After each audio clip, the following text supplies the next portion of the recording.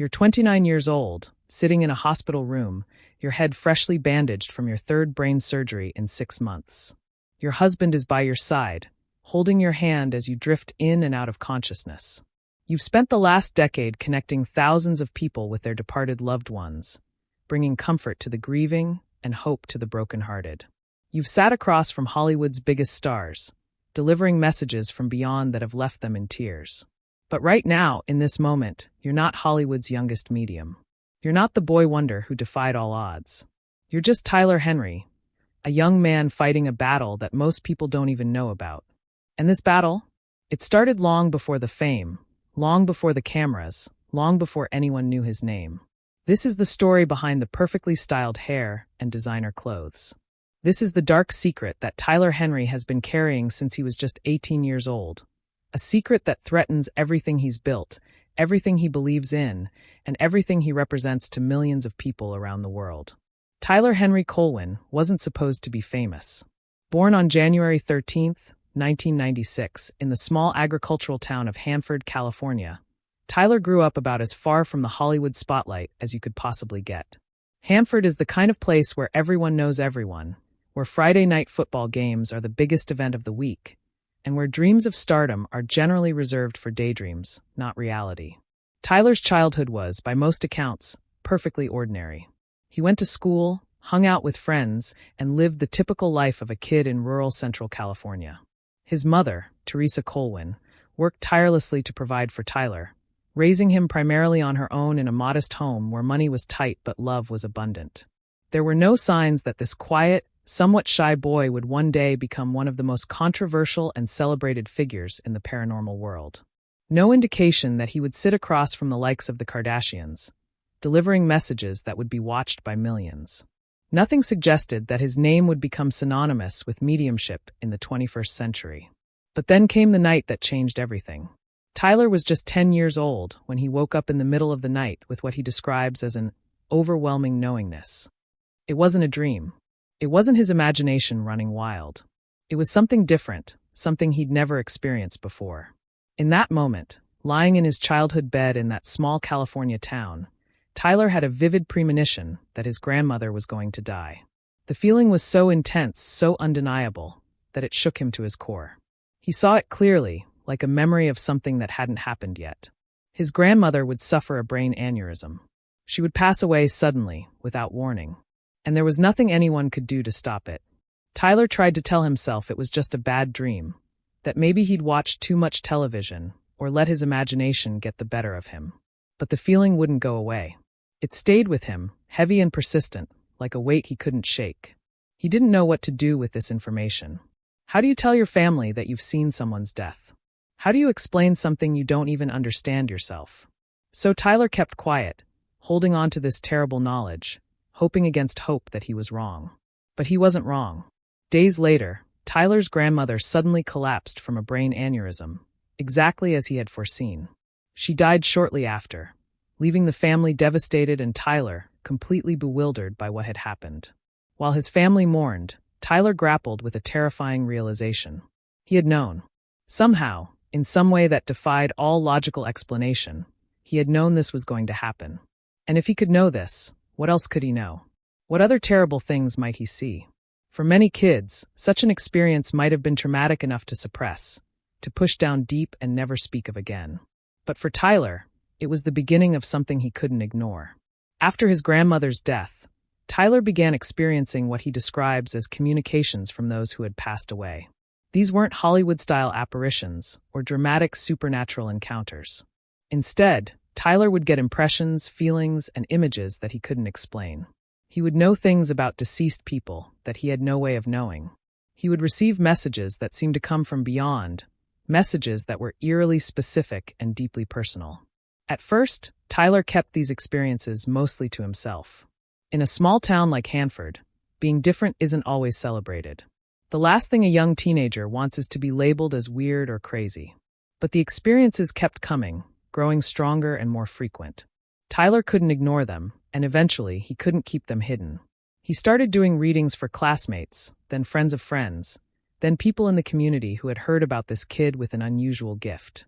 Word spread quickly in their tight-knit town. Here was this teenager, this unassuming young man with a gentle demeanor and kind eyes, who could tell you things about your deceased loved ones that nobody else could possibly know. The readings were often emotional, sometimes healing, and always strangely accurate. People began seeking Tyler out, desperate for connection with those they'd lost, hoping for one more message, one more sign that their loved ones were okay. But here's where the story takes its first dark turn, the first glimpse into the secret that would define Tyler's journey. Around the same time that Tyler's abilities were emerging, around the time he was doing more and more readings and his reputation was beginning to grow, something else was happening inside his body. Something that Tyler himself didn't know about. Something that wouldn't be discovered for years. Inside Tyler's brain, tucked away in a place where most people would never think to look, a colloid cyst was forming. This wasn't a normal growth. This wasn't something that would simply go away on its own. A colloid cyst is a rare type of non-cancerous brain tumor that develops in the third ventricle of the brain, a crucial area responsible for the flow of cerebrospinal fluid. These cysts can exist for years without causing any problems, sitting quietly undetected. But when they grow, when they start to interfere with normal brain function, they can cause a cascade of serious issues, including hydrocephalus, a dangerous buildup of fluid that can lead to brain damage or even death if left untreated. Tyler didn't know any of this. He was too busy being a teenager, too focused on navigating high school, his emerging abilities, and figuring out what he was supposed to do with this strange gift he'd been given. But the cyst was there, growing slowly, a ticking time bomb that nobody knew existed. And here's what makes this even more unsettling, even more mysterious. Tyler's psychic abilities were getting stronger during this same period. The clearer his readings became, the more accurate his premonitions were, the more the cyst was growing. Was it just coincidence? Or was there something more going on? Something that connected Tyler's brain condition to his paranormal abilities? This is the question that has haunted Tyler, confounded medical professionals, and fueled endless debate among believers and skeptics alike. Could the very thing that was threatening Tyler's life also be the source of his gift? Was his brain tumor somehow responsible for his ability to connect with the dead? Or was it simply an unfortunate medical condition that had nothing to do with his psychic powers? Tyler graduated high school early, driven and focused in a way that impressed everyone who knew him. Rather than taking the typical path of college and career that most of his classmates were pursuing, Tyler had a different vision. He wanted to use his abilities to help people, to bring comfort to the grieving, to bridge the gap between this world and whatever comes next. He started building a presence online, posting about his readings, sharing testimonials from people he'd helped. And then came the opportunity that would change his life forever. Through a series of connections and a bit of luck, Tyler caught the attention of producers at Entertainment. They were looking for something different, something that would capture audiences' attention in a crowded reality television landscape. And Tyler, this fresh-faced young medium from rural California with an undeniable presence and seemingly genuine abilities, was exactly what they were looking for. In 2016, when Tyler was just 19 years old, Hollywood Medium with Tyler Henry premiered on The show's premise was simple but captivating. Tyler would perform readings for celebrities, Hollywood's elite, without knowing in advance who he would be reading or what he would discover. The show was an immediate hit. Week after week, viewers watched as Tyler sat down with everyone from the Kardashians to Alan Thicke, from Monica Potter to Amber Rose, delivering messages that left these usually composed celebrities in tears. The readings were emotional, specific, and often eerie in their accuracy. When Tyler read The Boy George, he connected with George's deceased friend, who had died of a drug overdose, revealing details that George confirmed were true. When he read Khloe Kardashian, Tyler mentioned her father and details about his death that resonated deeply with Khloe. These weren't vague generalizations or cold reading tricks that skeptics often point to. These were specific names, dates, circumstances, and messages that seemed impossible for Tyler to know. The show ran for 4 seasons, making Tyler a household name and cementing his place as one of the most famous mediums in the world. But fame comes with a price, and for Tyler, that price was steep. Suddenly, this small-town kid was thrust into the harsh spotlight of celebrity. Every reading was analyzed, criticized, and debated.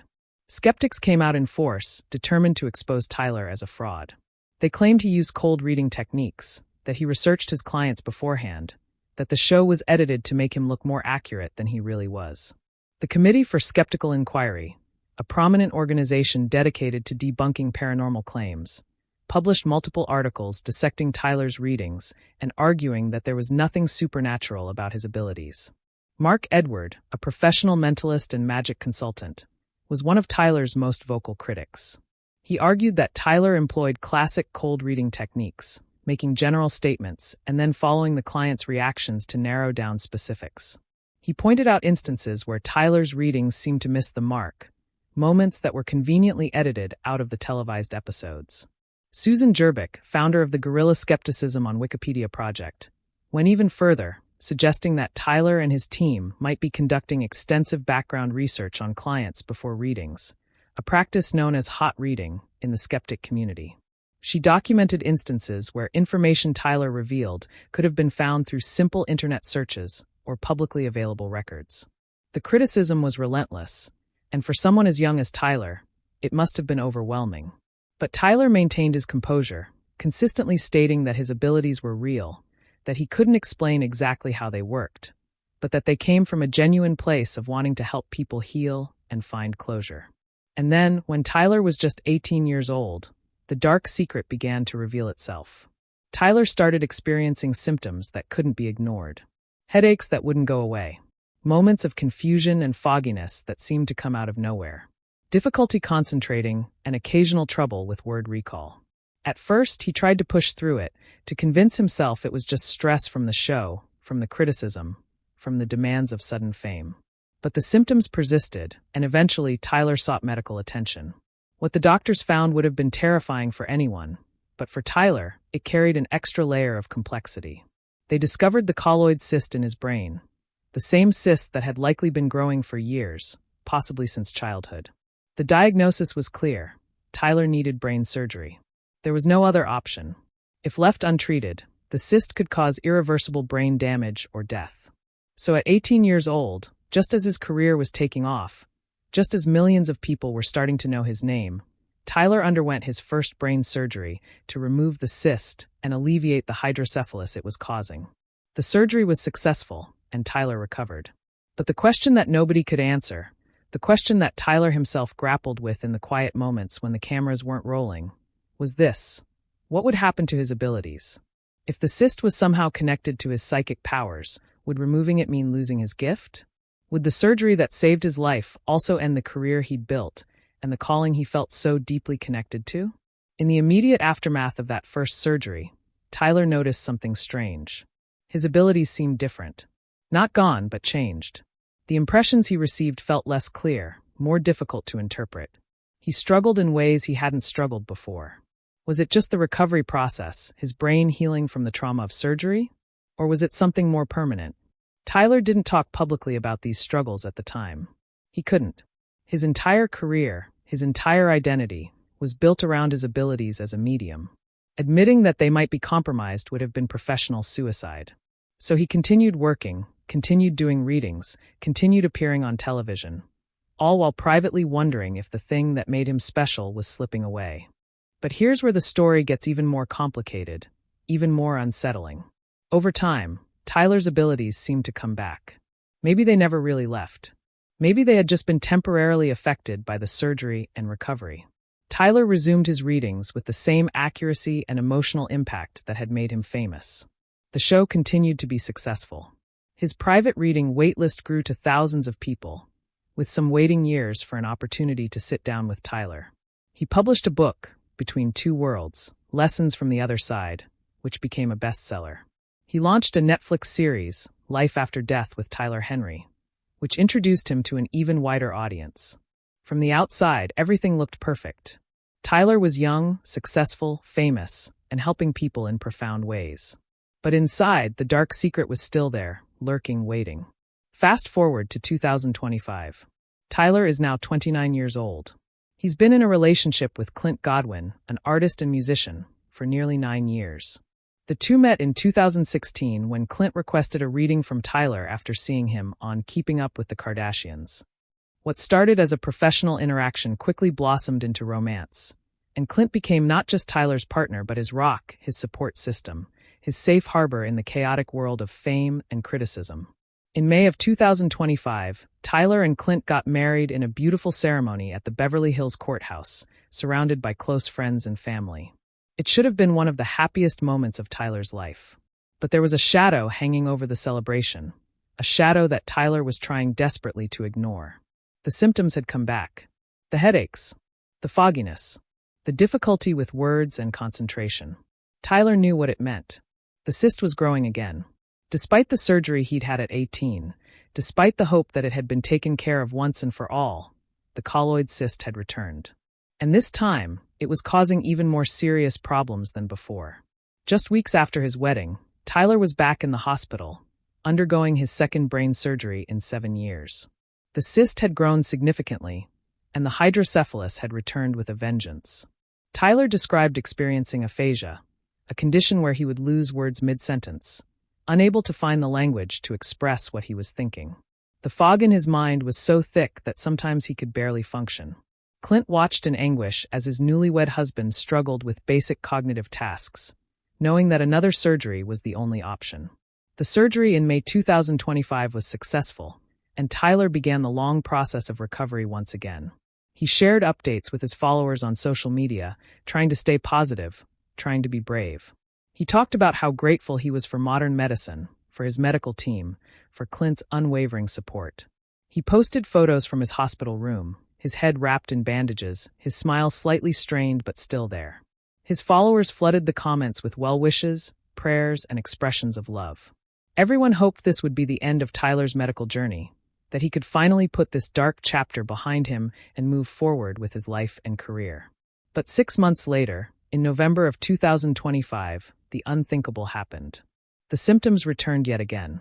The headaches, the confusion, the terrifying realization that despite 2 surgeries, despite everything the medical team had tried, the cyst was still there, still growing, still threatening Tyler's life.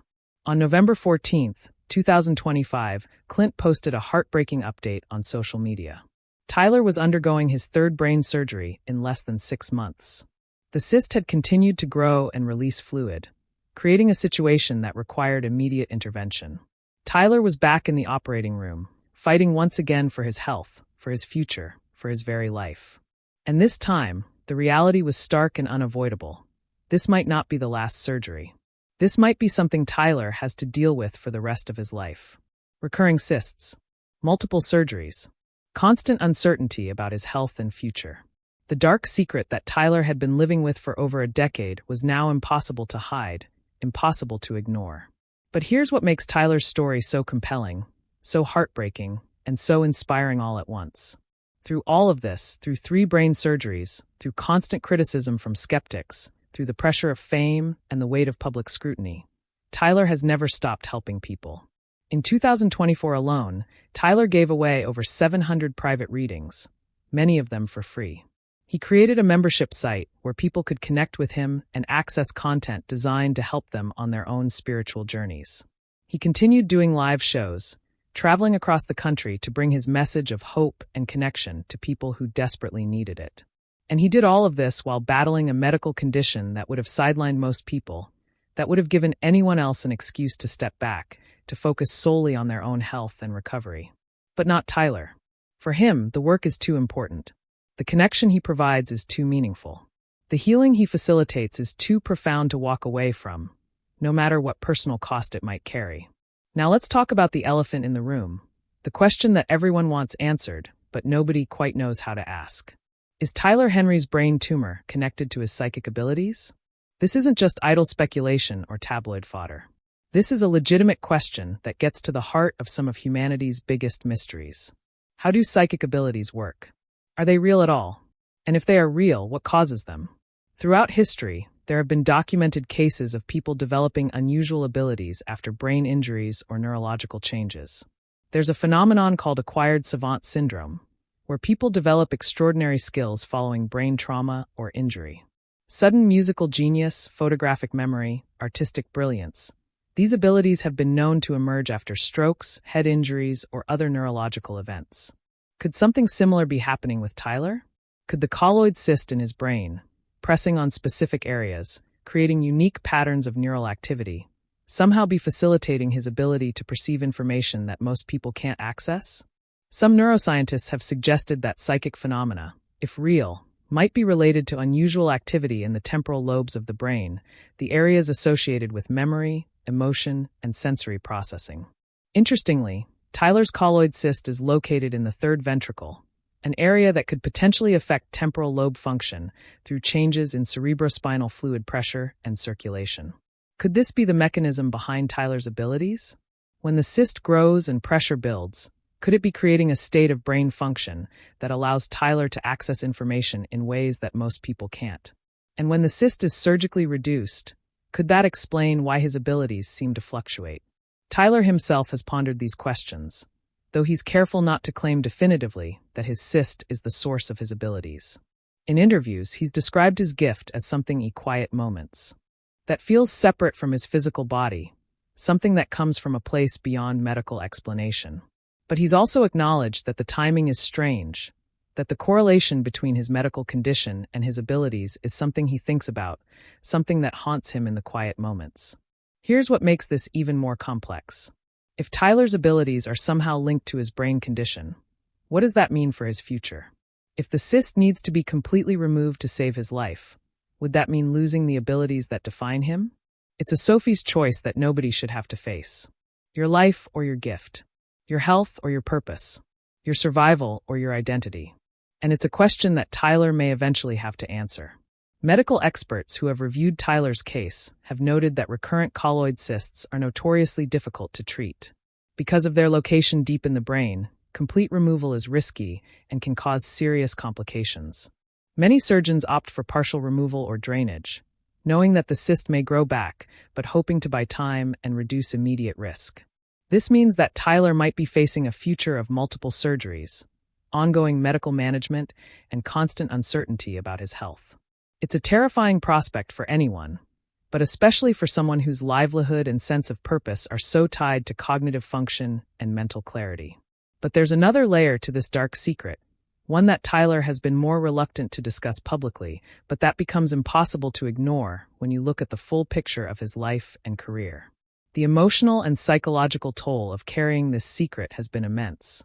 Tyler has spoken in interviews about struggling with anxiety and depression, about feeling the weight of expectation from millions of people who look to him for hope and healing. When you're the person that others turn to in their darkest moments, when you're the one delivering messages from deceased loved ones, facilitating closure and peace, there's tremendous pressure to always be on, to always be strong, to never show weakness or vulnerability. But Tyler isn't just a medium. He's a young man dealing with a serious medical condition, one that has threatened his life multiple times and shows no signs of going away. He's someone who has to wake up every morning wondering if today is the day the symptoms will return, if this headache is just a normal headache or a sign that the cyst is growing again.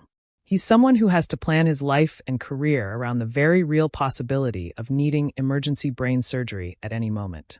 And then there's the unique burden that comes with Tyler's specific situation. If you believe that his abilities are real, that he truly can connect with the deceased, then consider what that means for Tyler personally. He's surrounded by death constantly. Every reading brings him into intimate contact with loss, grief, and the pain of separation. He feels the emotions of his clients, experiences their sorrow, carries their trauma. And he does this dozens, sometimes hundreds of times a year. There's a concept in psychology called compassion fatigue, where people who regularly deal with others' trauma and suffering begin to experience their own emotional exhaustion and reduced capacity for empathy. Therapists, emergency responders, healthcare workers, they're all at risk for this. And if Tyler truly is connecting with the deceased as often as he claims, the emotional toll must be staggering.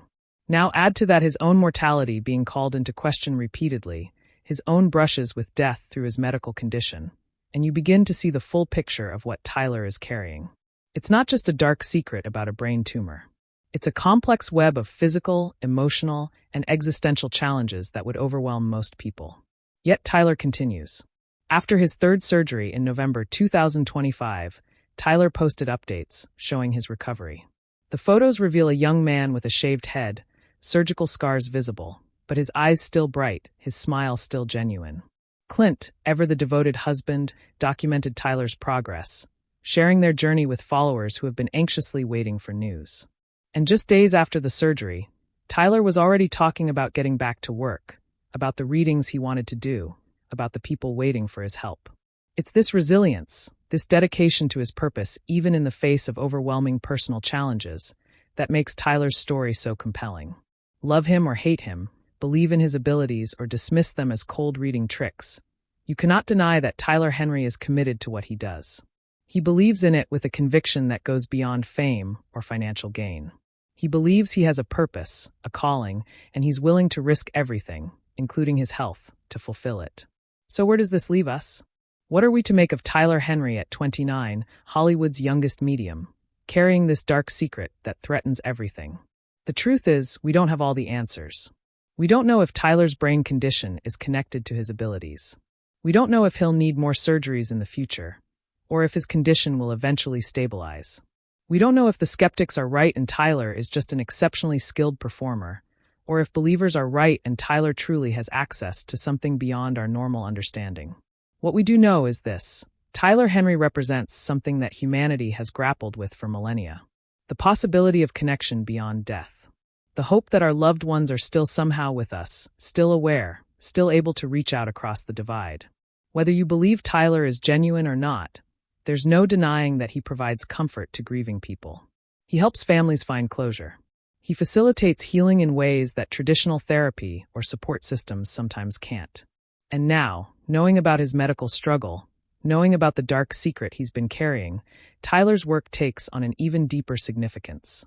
This is someone who has faced his own mortality repeatedly, who has had to contemplate death not just as an abstract concept, but as a very real possibility, who has undergone multiple brain surgeries and come out the other side still committed to helping others deal with loss and grief.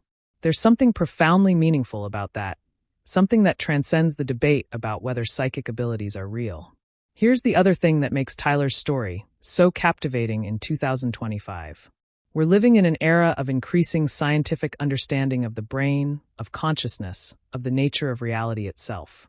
Quantum physics is revealing a universe far stranger than we ever imagined, where observation affects reality, where particles can be entangled across vast distances, where time itself might not work the way we think it does.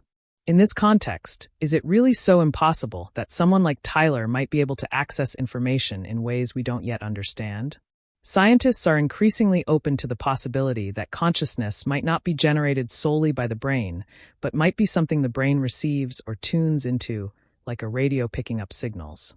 If that's true, if consciousness is non-local and exists beyond the physical body, then perhaps Tyler's brain condition, his colloid cyst, is affecting his brain in a way that allows him to tune into frequencies or information that most people can't access.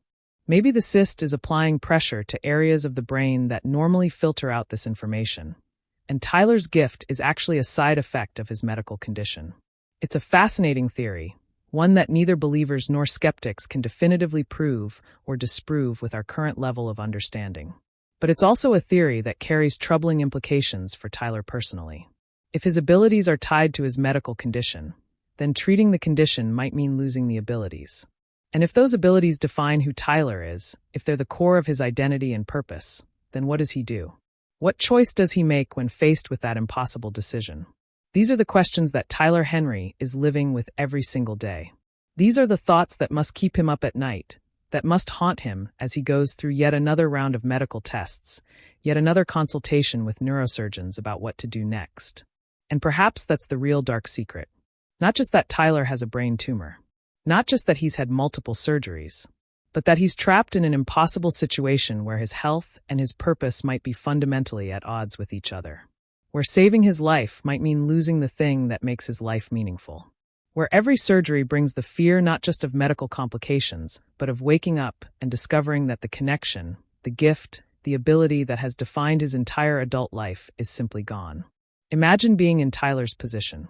You're 29 years old. You've spent a decade helping thousands of people, bringing comfort to the grieving, providing messages of hope from beyond. You've built a career, a following, a reputation based on this ability.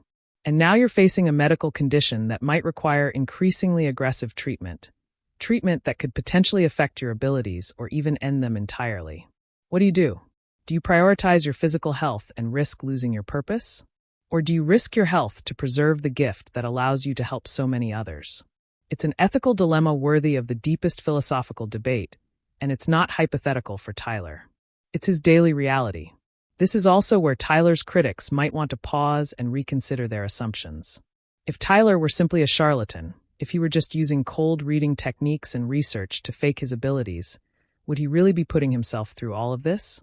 Would he really be undergoing multiple brain surgeries and facing a potentially life-threatening condition while continuing to do readings and putting himself in the public eye? Wouldn't it be easier, safer, more logical to simply step away, to retire, to protect his health and avoid the constant scrutiny? The fact that Tyler keeps going, keeps working, keeps helping people despite everything he's dealing with personally, suggests a level of commitment that goes beyond what we'd expect from someone who's just trying to make money or gain fame. There are easier ways to be famous. There are less painful ways to make a living.